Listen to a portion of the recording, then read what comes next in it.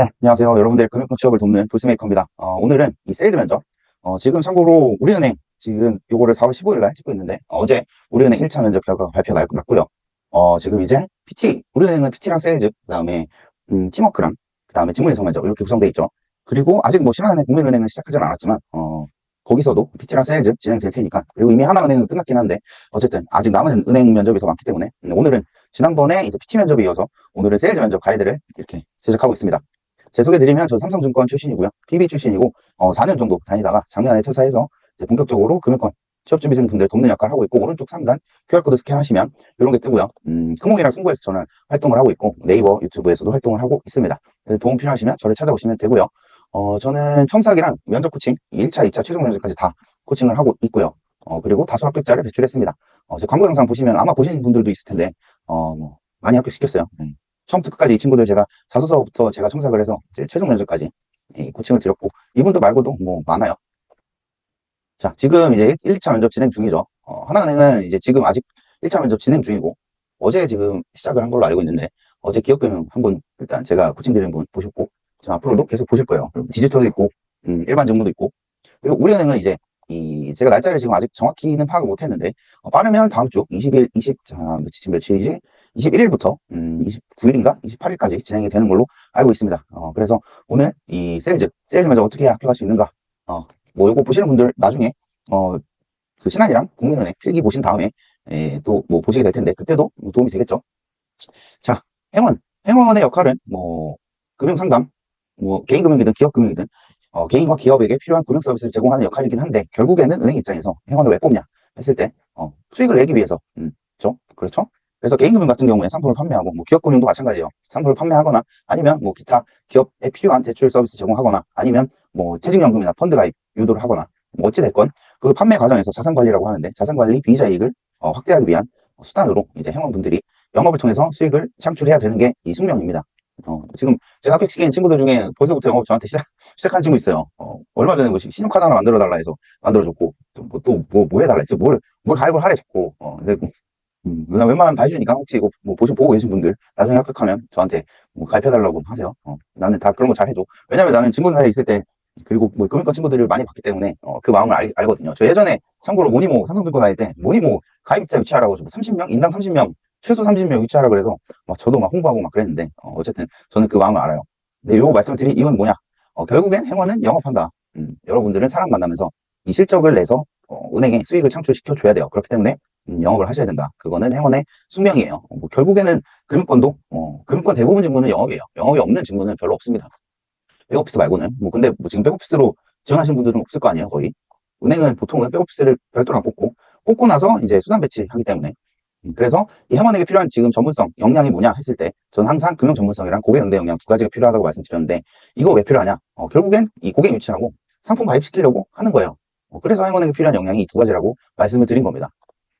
자, PT 면접을 지금 앞서 이 PT 면접 가이드 영상을 올려드렸었는데, 이 직전에 그때 PT 면접 이 대부분의 지원자분들이 PT 면접을 가장 두려워한다라고 말씀을 드렸었어요. 근데 아마 충분한 준비 없거나, 아니면 이번에 은행 면접을 처음 보시거나 하신 분들은 PT 면접 보고 나면 망했다 이런 생각을 할 수가 있거든요. 근데 괜찮아요. 이 세일즈 면접을 잘 보시면 그걸로 역전을 할 수 있습니다. 같이 보는 경우엔. 그렇기 때문에 PT에 자신 없으신 분들은 이 세일즈를 완벽하게 해두시면 합격 확률이 올라가겠죠. 그 역전 방법을 제가 이제 또 도와드리겠습니다. 오늘 이 영상에서는 이제 작년 하반기 이 세일즈 면접 실제 기출 문제, 그리고 이제 Q&A가 어떻게 오고 갔는지, 그리고 합격 팁, 그리고 마지막으로 이제 2025년 올해 상반기에 어떤 세일즈 상품들이 나올 건지 알려드릴 거예요.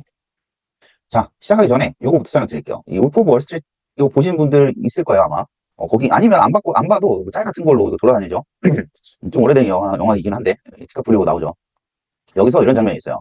이 디카프리오가 본인한테 이 펜을 팔아보라고 이 강연 같은 거에서 이제 청중들을 대상으로 sell me this pen, 나한테 펜 팔아보세요 했는데, 이제 보통은 뭐 지금 한 3명한테 물어봐요, 여기서. 근데 첫 번째로 이 사람 오른쪽에 있는 분이 이 펜 좋아요, 뭐 이런 식으로 해서 바로 펜을 뺏어요.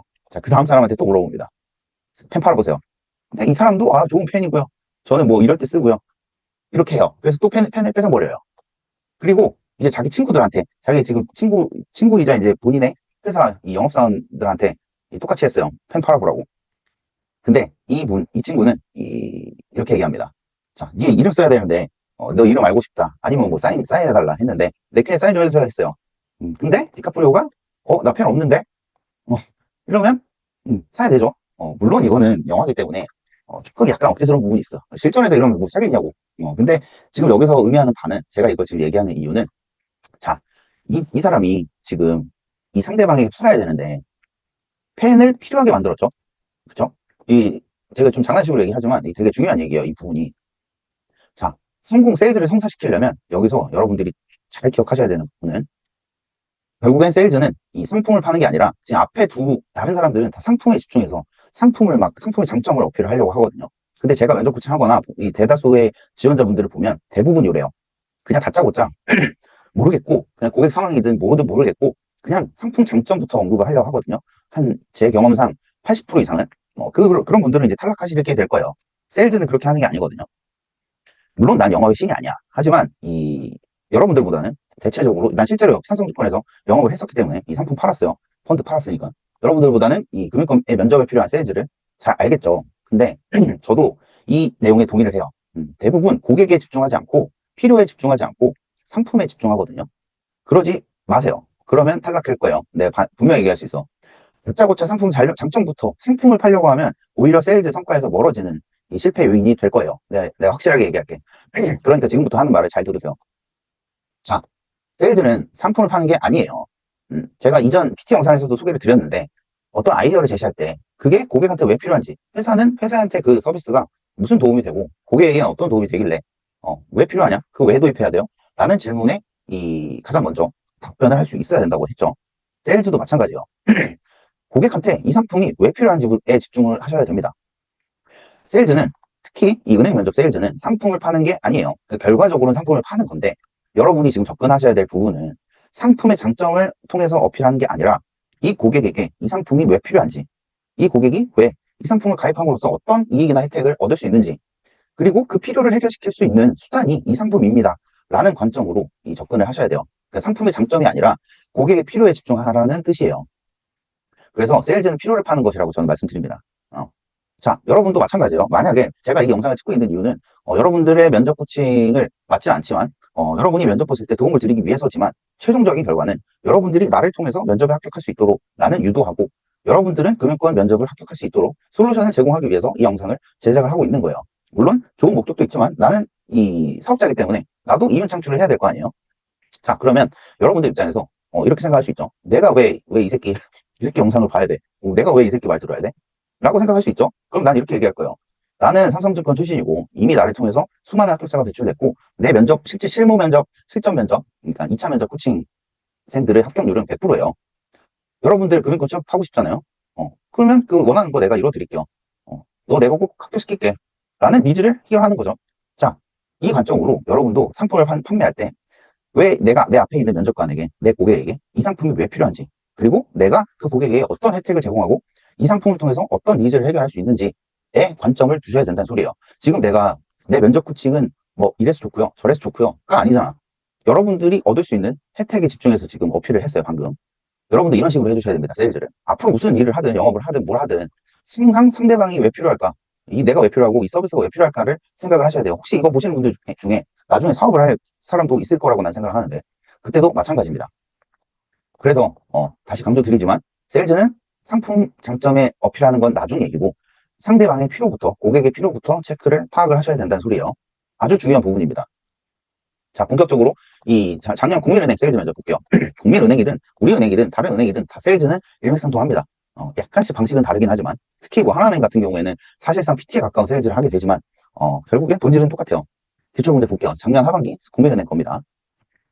뭐 여러 가지 주제가 나왔어요. 근데 이제 하나 예시를 듣고 왔어요. 그때 고배당 해외주식형 펀드, 그리고 골드 이 두 가지를 고객한테 세일즈하는 이 주제가 주어졌습니다. 준비 시간 20분이었고 세일즈 시간 이제 면접관이 고객 역할을 하고 본인은 회원 역할을 하는 롤플레잉 방식으로 진행이 됐었는데 세일즈 시간은 10분 그리고 세일즈가 끝나고 이제 Q&A까지 또 나와요. 이제 여기서도 직무 인성 면접을 볼 수가 있습니다. 그래서 준비를 해두셔야겠죠. 자, 기출문제 볼게요. 이런 상품 설명서가 주어집니다. 이제 요거는 이제 제가 다운받은 거고 이 그대로는 안 나왔어요. 근데 이런 실제 펀드 상품이 주어졌어요.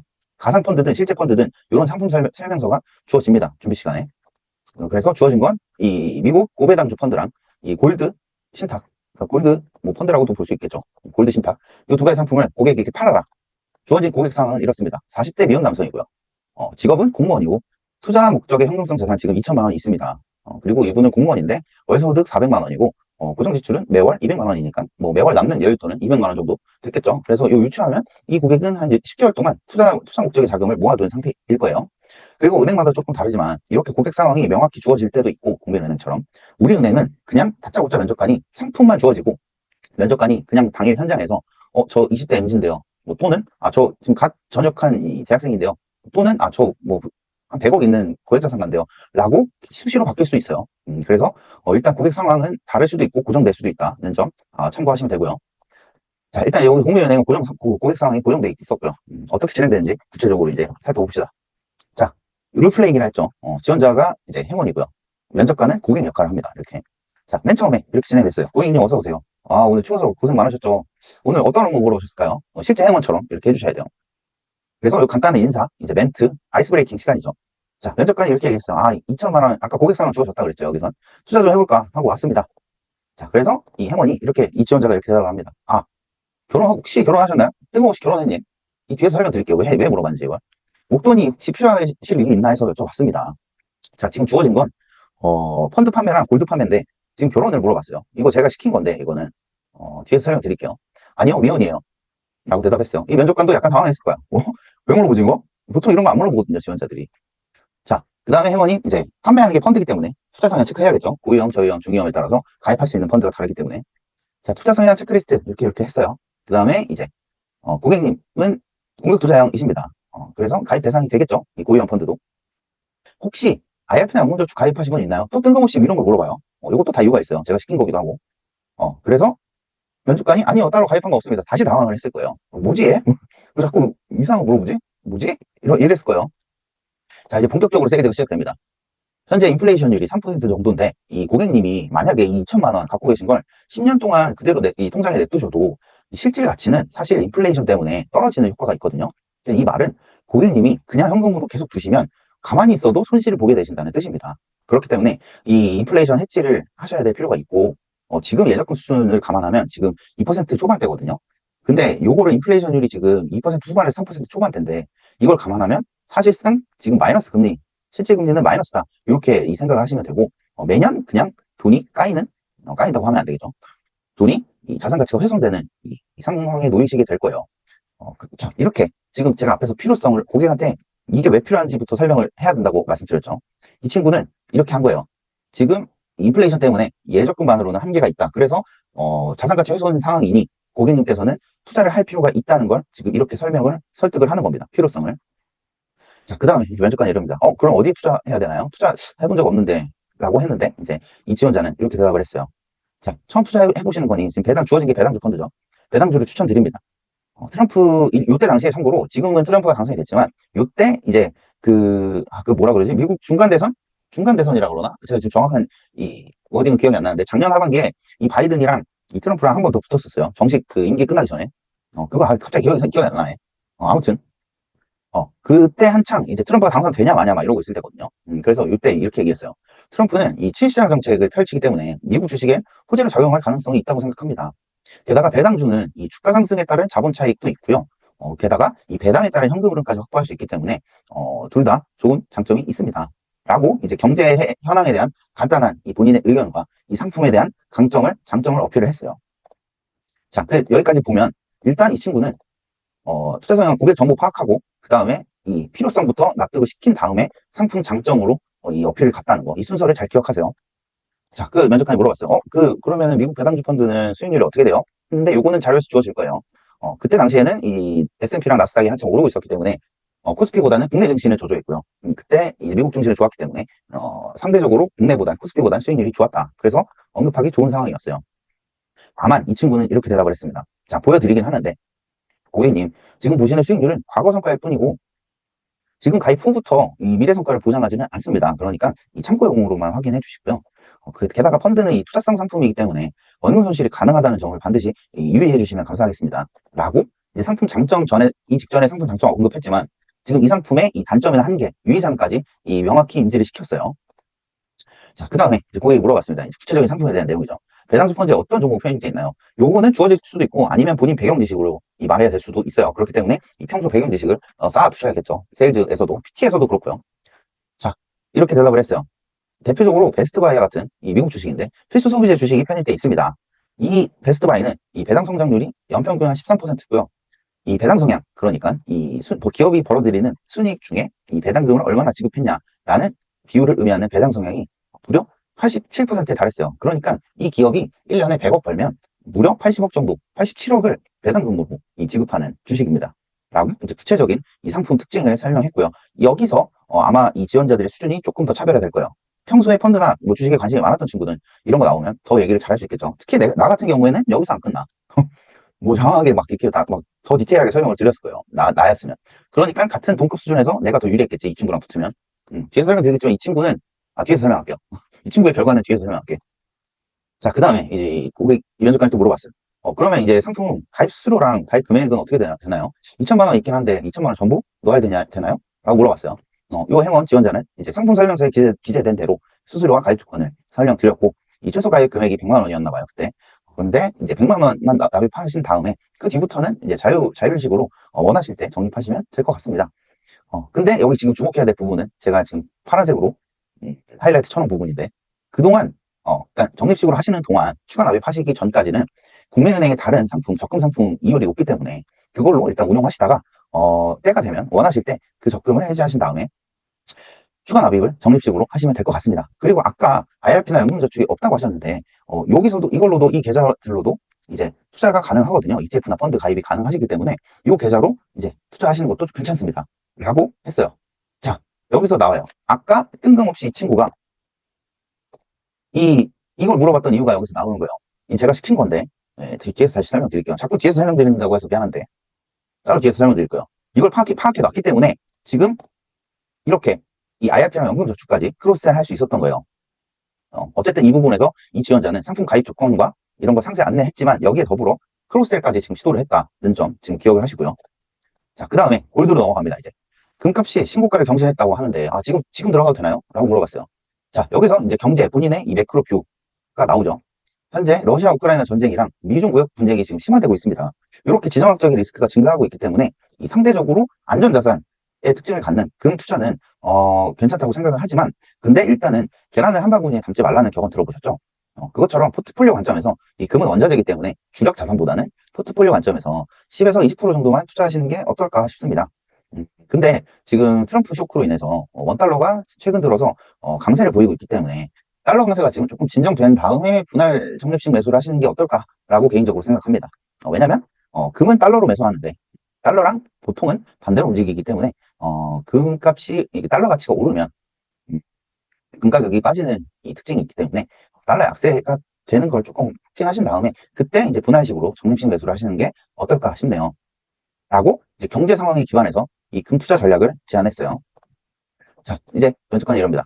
금은 그러면 나중에 하기로 하고 일단은 배당주 펀드부터 가입할게요. 100만 원 가입한 다음에 아까 뭐 최저 가입금이 100만 원이라고 하셨던 것 같은데 그 다음에 월 50만 원씩 자동 이체할게요. 라고 했어요. 자, 그 다음에 이제 행원이 지원자가 이렇게 말합니다. 자, 그렇다면 마지막으로 한 번 더 유의사항 안내 드리겠습니다. 이 해당 상품, 지금 보고 계신 미국 고배당주 펀드는 고위험 상품이고요. 고객님은 이 공격 투자형이기 때문에 이 상품을 일단 가입 가능하시고, 다만 이 상품은 투자성 상품이므로 원금 손실이 가능하다는 점을 다시 안내 드리겠습니다. 그리고 예금자 보호 대상도 아니라는 점을 다시 한번 확인 부탁드려요. 라고 이제 상품 유의사항을 다시 안내했어요. 자, 여기까지 이제 정식 세일즈 면접이 여기까지 진행이 됐어요. 뭐 스무스했죠? 근데 제 기준에선 100점은 아니에요. 참고로 요 세일즈 진행 방식은 내 전문성 기준엔 약간 미달하지, 약간 못 미치는 수준이에요. 뭐 당연하겠지. 나는 이제 현직 출신이기 때문에, 게다가 증권사 출신이기 때문에 요 정도 전문성, 사실 요 정도는 되게 쉬운 이 세일즈를 진행한 거예요. ELS 같은 거 나오면 재밌는데. 어쨌든 이렇게 진행을 했어요. 요 정도만 진행하셔도 세일즈에서 이제 좋은 점수를 받는 데는 무리가 없어요. 근데 지금 이 처음부터 끝까지 지켜봤고 이 친구는 일단은 세일즈 면접 종료 된 다음에 국민은행 같은 경우에 Q&A 시간이 별도로 있었습니다. 다 끝나고 이제 면접관이 물어봐요. 이게 고생하셨는데 세일즈 면접 진행하면서 혹시 어떤 점이 어려우셨어요? 가장 아쉬운 부분이 있다면 어떤 부분이었나요? 그리고 이제 그 외에 세일즈 외에 이런 거 물어봐요. 주도적으로 이 자소서를 보는 거예요. 이게 매 면접 단계마다 여러분도 기억하셔야 될 게 그 PT 면접이다. 그러면 PT에 관련된 것만 물어보지 않을 수도 있어요. 왜냐면 이 면접관 때 여러분 이 자소서 낸 거랑 이 이력들을 보거든요. 이 앞에 주어져 있어요, 종이로. 그러면 이제 언제든 직무인사 면접이 진행될 수 있다는 점을 명심을 하셔야 되겠죠. 그래서 이런 거 물어봐요. 주도적으로 일은 경험한 거 많은 것 같은데 타인 서포트 해본 경험 있나요? 또는 경제에 관심 많은 것 같은데 왜 관심 있어요? 실무 경험 없는데 영업을 많이 해본 것 같은데 이 본인의 강점은 뭔가요? 이런 질문들은 직무인성, 그러니까 BEI에서 나올 법한 질문들이지만 세일즈에서도 나올 수 있다. 자, 그래서 이 친구의 결과는 이래요. 1차 합격했고 국민은행, 2차까지도 최종 합격했어요. 이 친구 청사 단계부터 제가 최종 면접까지 코칭해서 지금 국민은행에서 일하고 있습니다. 그래서 이 친구한테도 제가 그랬어요. 넌 내가 꼭 합격시킨다. 이 말을 실제로 했어, 내가. 근데 진짜 합격했어요. 음. 자, 앞에서 봤는데 이제부터 세일즈 면접 합격에 위한 핵심 5가지 요소를 일단 결론부터 설명드릴게요. 첫 번째는 필요성 설득입니다. 상품의 장점이 아니라 고객의 관점에서 왜 필요한지, 이 상품이 왜 필요한지를 설득을 먼저 해주셔야 된다. 그리고 고객 정보를 미리 파악해둬야, 아까 보셨죠? 크로스셀링을 하려면 고객 정보를 미리 이렇게 미리 이렇게 파악을 해두셔야 된다. 이런 걸 고객 정보가 파악이 돼야 뭐 크로스셀을 하든 아니면 이 고객이 이 가입 조건에 맞는 사람이든 확인할 수 있으니까 반드시 이 고객이랑 바로 세일즈 시작하지 말고 제발 부탁인데 고객 상담을 통해서 아이스 브레이킹 시간에 좀 고객의 정보를 충분히 파악해 주세요. 그래야 나중에 실수를 안 해요. 그 실수가 뭔지는 또 설명을 드릴 건데. 자, 그 다음에 상품 이해도 당연하겠죠. 뭐 지금 여기서 이 미국 주식형 펀드랑 골드가 나왔는데 이 상품들에 대해서 특징을 알고 있어야 당연히 이 상품을 팔 수 있겠죠. 그리고 상품을 팔려면 보셨겠지만 이 친구가 경제에 기반해서 설명을 드렸죠. 이렇게 이 지정학적 리스크가 있다는 점, 그리고 뭐 금에 대해서 달러랑 뭐 환율까지도 이런 의견을 제시를 했어요. 세일즈는 이 경제에 기반한 본인의 매크로 뷰에 기반해서 세일즈가 진행이 될 거예요. 실제로도 그렇고 면접에서도 그렇고. 그렇기 때문에 이 경제 매크로 뷰를 제가 이 면접 대비 첫 번째 영상으로 올려드린 이유도 여기서 나오는 거예요. 경제에 대한 본인만의 뷰를 일단 정립을 해둬야 된다. 금리, 경제 성장률, 환율, 뭐 주식시장, 부동산 다. 그렇기 때문에 경제를 평소에 관심 있게 보시고 한국경제신문을 보고 경제 리포트 보시라는 이유가 여기서 나오는 거죠. 자, 그 다음에 유의사항 안내요. 이 상품마다 유의사항이 있어요. 특히 뭐 원금 손실이라든가 가입 조건, 뭐 가입 불가 조건이라든가 아니면 뭐 예금자 보호 대상이 아니라는 점, 이런 상품마다 이 각각의 이 유의사항들이 있는데 이 부분을 명확히 이 면접관한테, 그러니까 고객한테 안내를 해주셔야 불안전 판매가 되지 않습니다. 그리고 제 가운데 이 분위기, 이 매력이라고 써놨는데 사실 이 행원이나 이 영업사원들 여러분도 누군가의 이 상품을 사거나 아니면 뭐 어떤 거, 뭐 핸드폰 매장에서 이 구매를 할 때 이 영업사원의 상품도 보지만 사실 그 외적인 요소도 큰 영향을 미친다는 걸 알고 계실 거예요. 뭐 영업사원 만났는데 막 문신 있고 껌 씹고 고객을 응대해. 이러면 아무리 상품이 좋아도 가입하지 않는단 말이에요. 그렇죠? 그렇기 때문에 여러분도 이 세일즈 면접 보실 때, 세일즈 면접뿐만 아니라 모든 면접을 보실 때 이 행원으로서의 나는 행원이고 이 고객 응대할 때 어떻게 할 거다라는 모습을 보여주시는 거거든요. 이 뒤에서 설명드리겠지만 이 면접 전체 과정에서 면접관들은 여러분의 이 면접을 응하는 모습을 보면서 이 사람은 입행한 다음에 이 고객한테 어떻게 응대를 하겠다는 걸 보이거든요. 그게. 그렇기 때문에 이 세일즈 면접에서도 사실 상품의 장점도 중요하지만 상품을 얼마나 매력적으로 어필하는 것도 중요하지만 본인의 화법, 태도, 뭐 표정, 분위기, 뭐 발언 속도, 억양 이런 이 전반적인 요소, 그러니까 이걸 다 통칭해서 저는 분위기라고 이 표현을 하는데 행원으로서의 분위기를 풍겨주셔야 돼요. 그러니까 다르게 말하면 매력이고 그리고 요거는 이 다소 논란의 소지가 있긴 한데 이런 거 갖고 막 나 논란 삼지 마. 이거는 당연한 거예요. 사람을 상대하는 이 행원이나 금융권 영업 직무는 당연히 외모가 중요합니다. 여기서 말하는 제가 외모라는 건 이쁘고 잘생기고 이게 아니에요. 물론 이쁘고 잘생기면 더 좋아요. 실제로 그 데이터도 있어요. 이쁘고 잘생길수록 이 소득 수준이 올라간다는 데이터가 있어요, 실제로. 그러니까 이 논란을 삼지 마라. 이게 외모 지상주의가 아니에요, 저는. 근데 어쨌든 오해하지 말고 차분히 들으세요. 여기서 막 기분이 나쁘다 그러면은 아무튼 안 돼. 자, 내가 말하는 취지는 외모가 아니라 이 분위기가 중요하다는 뜻이에요. 분위기. 사람마다 이 매력적인 사람이 있잖아요. 꼭 잘생기고 이쁘지 않더라도 되게 사람에 대해서 호감을 끄는 사람들이 있어요, 분명히. 그런 사람들이 영업사원을 하면 좋은 거예요. 그러니까 요런 이 5가지 요소 외에도 이 행원으로서의 분위기, 얼마나 이 사람이 행원에 잘 어울리냐, 고객을 잘 응대할 것 같나, 이런 분위기를 풍겨주시는 것도 중요하다는 뜻입니다. 아시겠죠? 그 다음에 이제 본격적으로 세일즈 합격 핵심 요소, 요 5가지에 대한 구체적인 내용을 하나씩 설명드릴게요. 자, 첫 번째 필요성 설득이에요. 제가 PT 영상에서도 말씀드렸지만 이 부의 초열 차선이라는 걸 보시면 소비자들은 이 아랫부분 먼저 볼게요. 대체 내가 무엇을 치유할 수 있냐에 대한 답을 요구합니다. 이거는 이 세일즈 면접에서도 마찬가지예요. 면접관이 내가 왜 이 상품을 가입해야 되지? 라는 걸 납득을 시켜주셔야 돼요. 생산자, 그러니까 영업사원으로서 판매를 성공하려면 이 상품이 좋다. 아, 내가 합격해야 된다. 난 이 상품을 꼭 팔아야 된다. 이게 아니라 이 고객이 왜 이 상품이 필요할까? 라는 관점으로 타인의 관점에, 타인의 이기심에 초점을 반드시 두시길 바래요. 그러면 이 세일즈를 말아먹지 않을 수 있어. 그냥 다짜고짜 나는 합격해야 되니까 잘 보려고 상품 장점부터 언급하지 말고 제발, 제발 부탁이에요. 대부분 그렇거든요. 그렇게 하지 마세요. 면접관 입장에선, 그리고 실제 고객 입장에선 생각해보세요. 본인이 고객인데 다짜고짜 와서 상품이 좋대. 그럼 사고 싶겠어요? 그게 아니야. 선후 관계가 그게 아니란 뜻이에요. 먼저 이 고객이 이 상품이 왜 필요한지 그 필요성부터 인식을 시켜주셔야 된다는 게 첫 번째예요. 그러니까 필요성부터 설득을 하자. 자, 이 친구 합격한 친구도 이렇게 했잖아요. 왜 이 펀드, 왜 투자를 해야 되는지 고객에게 먼저 설득을 했잖아요. 인플레이션 해지를 해야 된다. 그렇기 때문에 투자를 하셔야 된다. 라고 자연스럽게 이 본인의 이 경제 지식과 이 경제 상식에 기반해서 이 상품 가입 필요성부터 납득을 시킨 다음에 상품에 대해서 언급을 했어요. 그렇기 때문에 여러분도 다짜고짜 제발 다시 강조하는데 상품 장점부터 막 팔려고 하지 말고 고객 상담을 통해서 고객 정보 파악하고 그리고 고객에게 이게 왜 필요한지부터 설득을 시켜 주셔야 됩니다. 그래서 세일즈는 단순히 상품의 장점을 어필하는 게 아니다. 고객에게 이게 왜 필요한지 설득하는 과정입니다. 그렇기 때문에 고객 상담을 통해서 그리고 고객이 본격적으로 시작하기 전에 이 상품이 고객에게 왜 필요한지, 이 상품을 가입하면 고객에게 어떤 이익이나 혜택이 돌아가는지부터 이 납득을 시켜주셔야 그 다음에서야 고객이나 면접관이 귀를 열 거예요. 자, 그 다음 고객 정보 파악입니다. 제가 다짜고짜 상품 설명부터 하지 말라 그랬죠. 이 아이스 브레이킹 시간에 고객 정보를 많이 파악해 둘수록 면접이 유리할 거예요. 왜냐? 제가 실제 예시 보여드릴게요. 자, 면접관이 이렇게 물어봤어요. 이 상품, 이때는 ISA, 이거 실제 사례예요. ISA 가입하고 싶어서 왔다고 이렇게 상품이 주어졌어요. 자, 이 지원자는 이 다짜고짜 상품 막 장점부터 신나게 어필을 했어요. 그래서 고객님 이제 가입하시겠어요? 했는데 마지막에 이 세일 면접 마감 30초 전에 면접관이 이렇게 얘기한 거예요. 저 금융소득 종합과세 대상자인데 저 ISA 가입할 수 있나요? 라고 물어본 거예요. 자, 모르시는 분들도 있을 테지만 ISA는 금융소득 종합과세 대상자는 가입할 수 없어요. 지금까지는, 아직까지는. 세제, 개정안이 아직 통과가 안 됐기 때문에 개정안 통과되면 금융소득 종합과세 대상자용 ISA가 나올 수 있지만 아직은 가입할 수 없거든요. 금융소득 종합과세 대상자, 그러니까 부자들은. 근데 요 분은 제 코칭생은 아닌데 전에 들었어요. 이걸 확인 안 해서 떨어졌어요. 탈락했어요. 그러니까 여러분 생각해 보세요. 실컷 이 세일즈 하고 이제 거의 마무리 시간 됐는데 이 고객이 알고 보니까 가입 조건에 해당하지 않았어. 만약에 시간을 돌려서 맨 처음부터 고객 정보 파악을 해놨으면 이 고객이 금융소득 종합과세 대상자인지, 그러니까 소득, 직업, 자산 상태, 다른 금융기관에 어떤 자산을 보유했는지 이런 것들을 다 파악해놨으면 이런 사태는 벌어지지 않았을 거란 말이에요.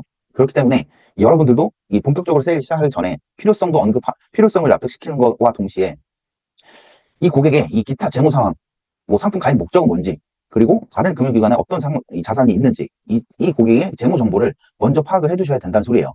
물론 세일즈 면접 시간이 충분하지 않아서 모든 정보는 파악할 수 없겠지만 가급적 이 상품과 관련된, 주어진 상품과 관련된 이 고객 정보들은 사전에 상담을 통해서 파악해 두셔야 돼요. 비단 면접뿐만 아니라 실제 이 은행이나 증권사에서 세일즈를 하게 되면 이런 것들이 필요합니다. 절대 이 잘하는 영업사원들은 다짜고짜 세일즈부터 안 해요. 고객과 관계 형성을 통해서 이 고객의 니즈가 뭔지부터 파악을 하거든요. 고객 상황이랑. 여러분들도 그렇게 하셔야 됩니다. 그래서 이 친구는 이렇게 생각을 했겠죠. 됐다라고 생각했을 거예요. 그쵸? 여러분이었어도 그럴 거예요. 그래서 어쨌든 이 친구 탈락했대요. 안타깝죠? 여러분도 이런 실수를 안 하려면 이 고객 정보부터 사전에 미리 잘 파악해 두셔야 된다는 소리예요. 자, 그래서 이 친구, 합격한 친구도 이렇게 제가 시킨 거예요. 이 고객 정보부터 파악하라고, 제발. 라고 해서 이 친구는 잘 해줬어요. 앞에 맨 처음 부분에 결혼했냐고 물어봤죠. 뜬금없이. 그리고 그거 왜 물어봤는지 여기 나오죠. 혹시 급하게 용돈 필요하시면, 만약에 이 사람이 고객 결혼 예정이면 급하게 용돈 필요할 테니까 적립식으로 펀드 투자하면 안 될 거 아니야. 그쵸? 그래서 물어본 거예요. 그리고 또 고객 성향 파악한 다음에 혹시 다른데 IRP나 연금저축 가입하신 게 있냐? 이거 왜 물어봤겠어요?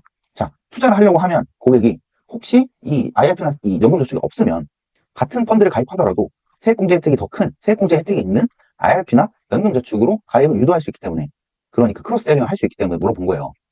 아시겠죠? 그리고 만약에 이 고객이 IRP랑 연금저축이 있어 다른데 그걸로 펀드나 ETF를 투자하고 있어. 그러면 전체 포트폴리오 관점에서 너무 투자성 비중이 높아질 수도 있잖아요. 이 펀드에 가입하면, 지금 세일즈 면접에서 주어진 펀드에 가입하게 되면.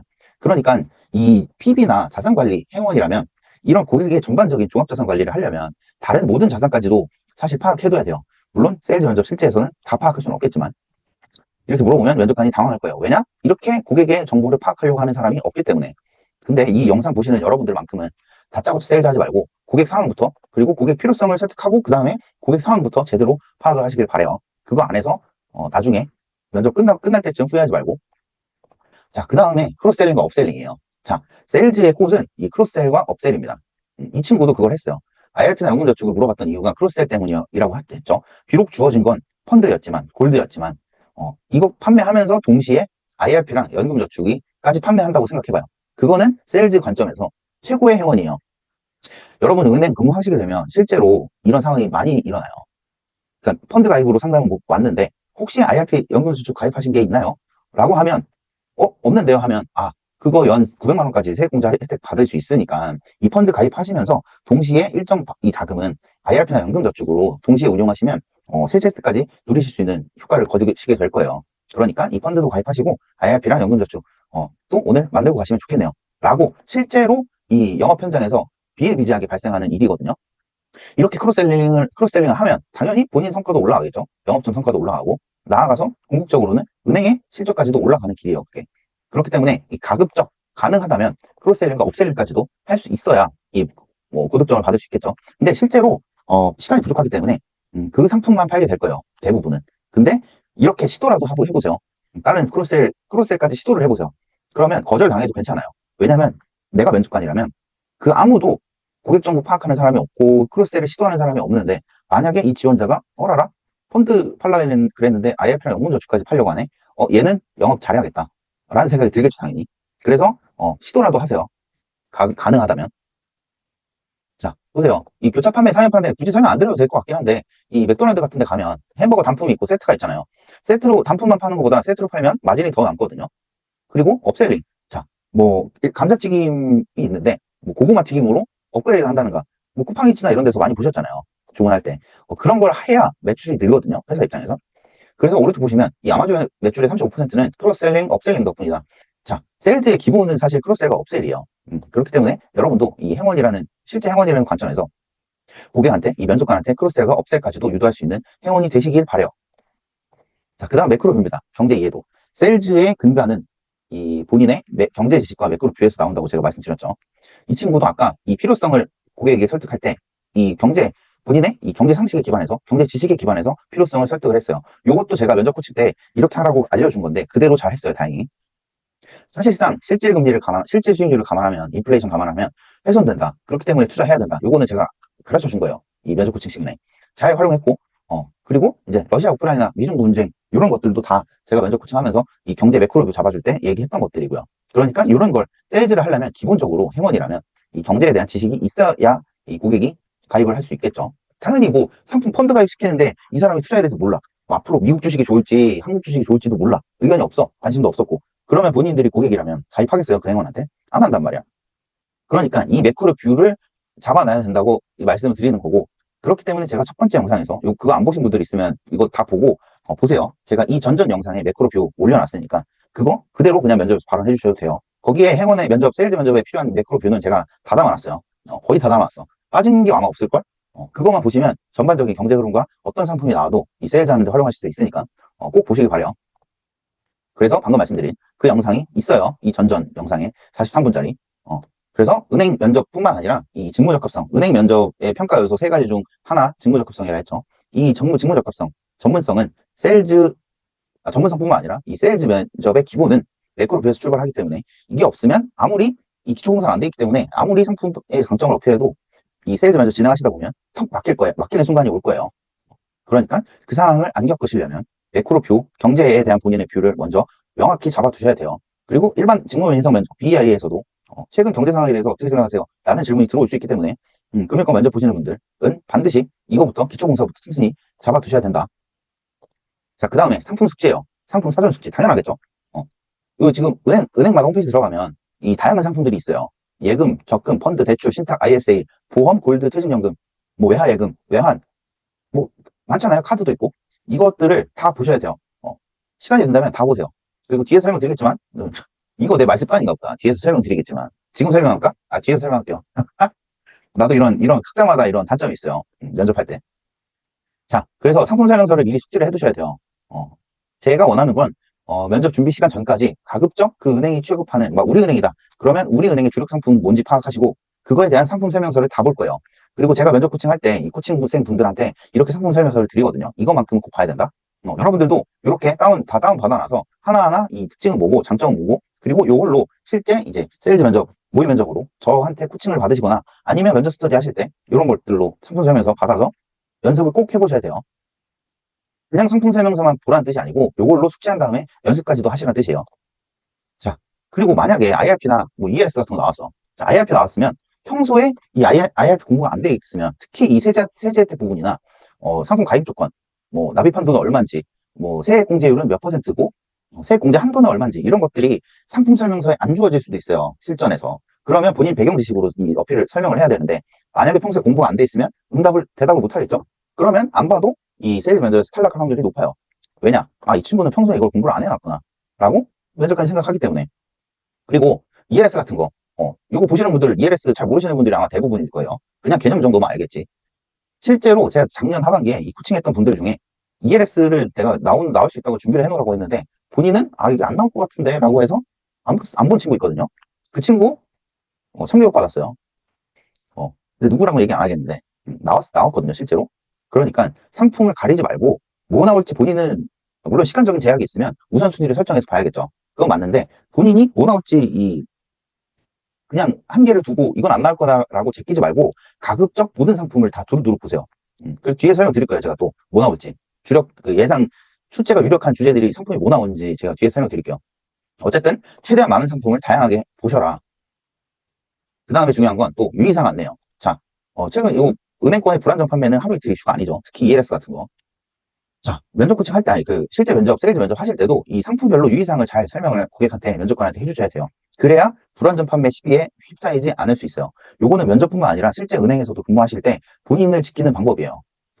이 투자 상품의 위험성은 얼마나 있고, 그리고 원금 손실 가능성이 있는지 없는지, 예금자 보호 대상인지 아닌지, 이런 이 상품의 유의사항을 명확히 고객한테 설명을 해주셔야 불안전 판매가 되지 않을 수 있기 때문에 이 실제 면접 가셨을 때 상품의 유의사항이 아마 같이 있을 거거든요. 그거 고객한테 인지시켜 주라고 일부러 거기 포함시켜 놓은 거예요. 이 문제에. 그렇기 때문에 유의사항도 잘 봐서 고객한테 잘 안내해 주셔야 돼요. 이거 오른쪽에 지금 글씨가 작아서 잘 안 보일 수도 있지만 IRP 유의사항이거든요. 여기 보시면 중도 해지 시에 뭐 어떤 불이익이 있고 그 다음에 언제부터 인출할 수 있고 그 전에 인출하면 어떤 불이익이 있고 뭐 예금자 보호 대상인지 아닌지 그리고 투자성 상품이랑 원금 손실 가능성이 있다. 뭐 이런 여러 가지 유의사항이 있기 때문에 실전 면접에서 주어지는 상품에 유의사항이 딸려 나오면 그거 고객한테 안내하라는 소리니까 그것까지 잘 보세요. 그다음 마지막이요. 태도 분위기. 제가 아까 앞에서 말씀드렸죠. 행원 세일즈를 잘하려면 기본적으로 매력적인 사람이 돼야 돼요. 분위기가. 외모 말고 분위기가. 오해하지 말고 잘 흥분하지 마. 자, 제가 얘기했죠. 면접 전체 과정에서 면접관들은 여러분의 이 발언 화법이랑 표정이랑 태도를 보고 아, 이 사람은 입행하면 고객한테 이런 식으로 응대를 하겠구나 라고 유추한다고 했죠. 그렇기 때문에 이 세일즈 면접뿐만 아니라 전체 면접 과정에서 아, 나는 행원이다. 나는 지금 고객을 응대하고 있는 거다. 라고 생각을 하고 이 생각을 계속 유지하고 나는 행원이다. 라는 태도의 관점에서 이 발언을 해주셔야 돼요. 하나하나, 태도 하나하나, 발언 하나하나. 아시겠죠? 자, 올해 그럼 뭐 나올까? 자, 올해 이슈를 이렇게 살펴보면 제가 PT에서도 설명을 드렸는데 PT 영상에서도 지금 가장 최근에 하도가 되는 것들 중에 하나가 이 소자영업자예요. 특히 MZ세대 자영업자도 있고 그냥 뭐 40대 50대 자영업자도 많고 지금 취업시장도 어렵고 그렇기 때문에 이 자영업에 뛰어드는 사람들이 많아지고 있어요. 그리고 퇴사율도 높기 때문에 퇴사하고 또 자영업 뛰어드는 사람도 많아지고 있고요. 그렇기 때문에 지금 이 주제 중에 하나는 PT랑 세일즈 둘 다 이 소시장 대출이에요. 대출이 될 수도 있고 이 자영업자를 위한 카드나 아니면 뭐 다른 상품이 나올 수도 있어요. 어쨌든 이 소 키워드는 이번 상반기에 아주 중요하니까 뭐 기본적으로 자영업자 대출 세일즈 하는 게 가장 나오기 쉽겠죠. 뭐 아니면 자영업자를 위한 뭐 다른 상품도 나올 수 있고 어쨌든 뭐 자영업자인데 투자를 원하는 사람도 있겠죠. 그런 경우에는 뭐 펀드를 팔아야 될 수도 있고 한데 기본적으로 소 키워드는 이번에 상반기에 중요하다 말씀드릴 거고 지금 금도 중요해요. 지금 금값이 제가 그 매크로 뷰 영상에서 올리긴 했지만 지금 금을 신규 가입하기에는 부담스러운 수준이긴 한데 그거는 나 같은 전문가 수준의 관점이고 일반 고객들, 일반 대중들은 지금 금이 오를수록 보통 대중들은 늦거든요. 그러니까 그 당시에 한참 오르고 있는 거에 관심이 많아요. 그래서 최근에 이제 작년 하반기도 그랬고 올해도 그랬고 골드뱅킹 가입하겠다고 지금 아직도 인기가 많대요. 실제 행원한테 들어보면. 근데 내가 봤을 때 이거 지금 신규 가입하기엔 좀 그런데 지금 내가 행원이었으면 지금 이거 가입 추천 안 해요. 근데 뭐 행원들이 그런 거 실제로 별로 신경 안 쓰고 그냥 막 팔기 때문에 어쨌든 지금 골드 나올 수 있다. 근데 골드 나올 때 골드가 좋다는 걸 어필을 하셔야 되기 때문에 그거에 필요한 경제 논리는 따로 만들어 두셔야겠죠. 그리고 지금 트럼프 관세 정책으로 최근에 증시가 많이 빠지면서 변동성이 커지고 있는데 이런 상황에서 이제 단기 채권형이나 MMF 뭐 이런 거 단기 유동성 자금 흡수할 수 있는 파킹형 상품들도 지금 은행에서 많이 팔리고 있어요. 그러니까 지금 올해 상반기는 은행에서 어떤 주력 상품들 많이 팔리고 있는지를 먼저 생각해 보시고 근데 뭐 제가 다 정리해 놓은 지금 소시장 대출, 자영업자 대출, 골드뱅킹, 그 다음에 단기 채권형 펀드 요 정도 단기 예적금도 될 수 있고요. 지금 실제로 적금도 많이 가입하고 있어요. 그래서 자영업자 대출, 골드, 단기 채권형 상품, 단기 상품 나올 가능성 높다. 파악해 두시고요. 그 외에 뭐 은행에서 고정적으로 취급하는 상품들 있죠. 예적금, 카드, 보험, 일반 대출, 뭐 기업 대출, 가계 대출, 주택담보대출 뭐 이런 거. 그리고 ELS랑 IRP까지. 사실 이거 다 보셔야 돼요. 그래서 요 카테고리에 있는 상품들은 어떤 은행 지원하시든 그 은행 홈페이지 들어가서 상품 설명서 다운받아서 보세요. 자, 그 다음에 이거 뭐 대부분 생각하지 못하는 주제이긴 한데 이것도 지금 화두거든요. 상속 증여. 베이비붐 세대가 은퇴를 이미 하고 있거나 은퇴를 앞두고 지금 자녀에게 이 부동산 거의 70% 우리나라 이 베이비붐 세대의 자산의 70% 정도는 부동산이라고 제가 말씀드렸죠. 상속 증여가 지금 급격히 늘어나고 있어요. 그래서 이거와 관련해서 이 유언 대용 신탁이라는 게 있어요. 아마 지금 처음 듣는 분도 있을 거야. 이게 나올까 싶은 생각도 할 수 있거든요, 여러분들. 근데 제가 그랬죠. 작년 하반기 ELS 안 나올 것 같다고 하는 친구 있는데 ELS 나왔다고. 이번에도 마찬가지일 거예요. 이거 나올 수 있어요. 작년 하반기에 안 나온 은행들이 많았기 때문에 올해 상반기에 이 유한 대용 신탁이랑 주택연금 나올 수 있거든요. 안 나올 것 같지? 나올 수 있어요. 제가 분명히 말씀드려요. 이것까지도 준비해두세요. 나한테 고마워하게 될 거야. 자, 여기까지 세일즈 영상 마칠 거고 다음 영상에서는 BI 증후인성 면접이죠. 여기서도 이 중요한 꿀팁들을 제가 많이 드릴 거예요. 그러니까 한 2일, 2, 3일 내로 그거 올릴 거고 BI 이 증후인성 면접 가이드 올라오면 바로 볼 수 있게 구독이랑 알림 설정 해두시면 좋겠죠. 자, 저는 이 다수 금융권 취업준비생들을 합격시켰고 특히 2차 실무 면접 코칭률은 합격률이 100%라는 거 아직까지 깨지지는 않았어요. 뭐 언젠가 깨질 수 있겠지.